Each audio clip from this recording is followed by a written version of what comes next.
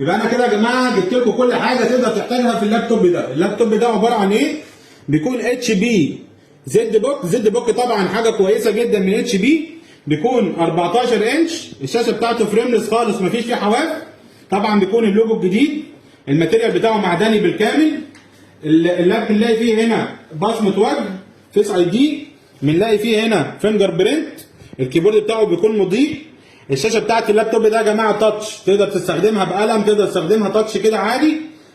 طبعا بيكون ده كور اي 5 من الجيل الثامن. الرام بتاع اللابتوب ده بيكون 16 جيجا من نوع دي دي ار 4 قابل الى الزياده.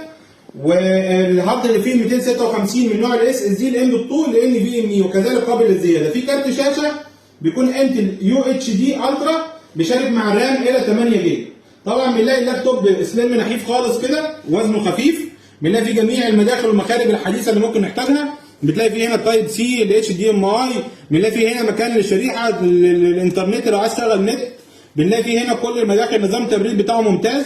الحالات كلها يا جماعه بحاله الزيرو، يعني اي لابتوب بتسيبه مني هسيب الجهاز كده كانك شاريه جديد بالظبط. كل حالات كده بحاله الزيرو تماما، مفيش اي حاجه فيها خدش او خربوش او الكلام ده كله. ان شاء الله موجود التشكيله دي هسمعكم فيهم افضل سعر باذن الله. تنورونا يا جماعه.